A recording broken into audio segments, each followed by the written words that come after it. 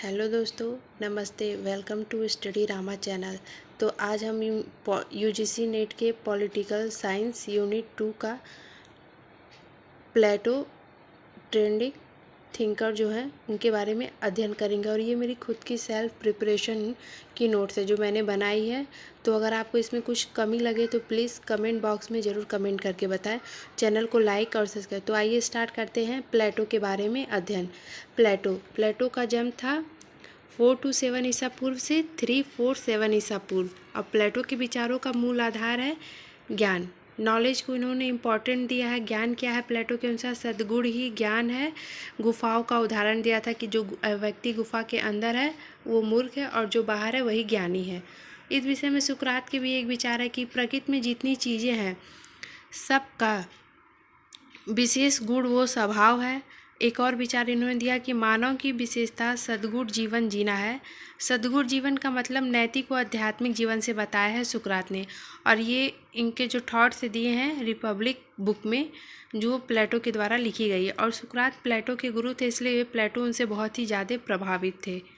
प्लेटो के विचार के विभिन्न 5 चरण हैं जो सारे थिंकर्स के लिए भी इसी के इर्द गिर्द सारे थिंकर्स के थॉट घूमते रहते हैं। पहला है व्यक्ति, राज्य, राजा और शासन प्रणाली, और एक है न्याय। तो हम एक एक करके इन टॉपिकों पे बात करेंगे। तो पहला है व्यक्ति, ह्यूमन। सुकरात से प्रभावित सद्गुणी व्यक्ति 2 तरह के होते थे, नैतिक व आध्यात्मिक जीवन जीने वाला, और एक होता था भौतिकवाद से दूर रहने वाला। इससे चरित्रवान व्यक्ति का निर्माण होगा। जो इन दोनों जीवन में से सद्गुणी व्यक्ति के लिए मोस्ट इम्पॉर्टेंट था कि नैतिक व आध्यात्मिक जीवन वाला जो व्यक्ति होगा वही चरित्रवान व्यक्ति का निर्माण कर सकता है अपने अंदर। फिर इन्होंने दिया कि चरित्र के बारे में बताया कि राज्य का निर्माण ओक के वृक्ष से नहीं व्यक्ति के चरित्र से होता है। आत्मा के 3 गुण बताएं, विवेक, साहसी और वासना। जो विवेक होगा वो साहसी नहीं होगा, और जो साहसी होगा उसमें वासना नहीं होगा, और जो वासना जिसमें होगी ना ही वो विवेक होगा और ना ही उसमें साहस की बात होगी। तो अब हम आगे बढ़ते हुए आते हैं राज्य के बारे में। State, organic, natural, moral, supreme. राज्य का मूल काम शिक्षा देना है। रूसो रिपब्लिक शिक्षा पर लिखी गई एक पुस्तक है।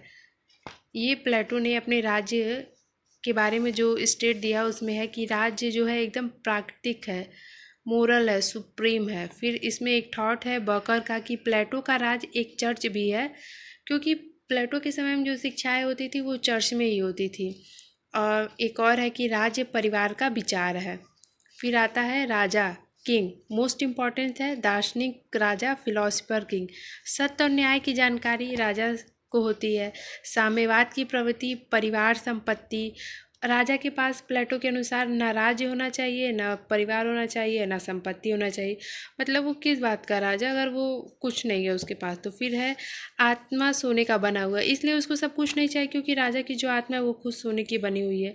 प्रबुद्ध अधिनायकवाद का विचार है इसमें, सेवाइन के द्वारा दिया गया है। फिर दार्शनिक राजा के अभाव के कारण है समाज में भ्रष्टाचार और गुटबंदी। प्लेटो का मानना था कि प्रकृति में कोई किसी का संबंध नहीं है, ना कोई किसी का भाई है, ना कोई किसी का पत्नी। सब एक दूसरे का जो भी चाहे वो कर सकते। इसमें उसने संबंध को बिल्कुल ही महत्व नहीं दिया है। फिर आता है शासन प्रणाली, राजतंत्रीय दर्शन, राजा द्वारा। लोकतंत्र भीड़तंत्र है। प्लेटो ने कहा है शासन प्रणाली में कि लोकतंत्र भीड़तंत्र है, क्योंकि यह सब यहाँ सब राजा बनना चाहते हैं, इसलिए ये सभी समस्या का मूल जड़ है। फिर है इसलिए जिस शरीर को स्वस्थ करने के लिए अच्छे डॉक्टर की ज़रूरत होती है, ठीक उसी प्रकार कोई धोबी, मोची या नाई राजा नहीं बन सकता है। बात तो सही है कि सिर्फ डॉक्टर ही एक बीमार व्यक्ति को ठीक कर सकता है, कोई धोबी या मोची नहीं। ठीक उसी तरह हर कोई राज्य का शासन नहीं कर सकता, सिर्फ राजा ही कर सकता है। फिर है ये इम्पोर्टेंस मैंने यहाँ लिखे हैं कि राज्य दर्शन के दृष्टिकोण से प्लेटो के 3 ग्रंथ की रचना है, रिपब्लिक, लॉज और स्टेटमेंट। और रिपब्लिक से ज़्यादातर क्वेश्चन आते हैं, इसलिए मैंने इस पे स्टार बनाया, और स्टेटमेंट से भी आते हैं पर रिपब्लिक मोस्ट इम्पॉर्टेंट है। फिर है न्याय, जस्टिस। रिपब्लिक के उपशीर्षक न्याय का सरोकार में कहा प्रकृति में न्याय है, क्योंकि इसमें सामंजस्य और संतुलन है। इसमें बताया है प्लेटो ने कि प्रकृति में न्याय, क्योंकि उसमें सामंजस्य भी और संतुलन बना के रखी हुई है प्रकृति ने। प्रत्येक वर्ग द्वारा अपने निर्धारित कार्य करना, बिना हस्तक्षेप के निर्धारित कार्य करना, किसी भी वर्ग द्वारा बिना किसी हस्तक्षेप के अपने कार्य को पूरा करने के लिए बात कही है।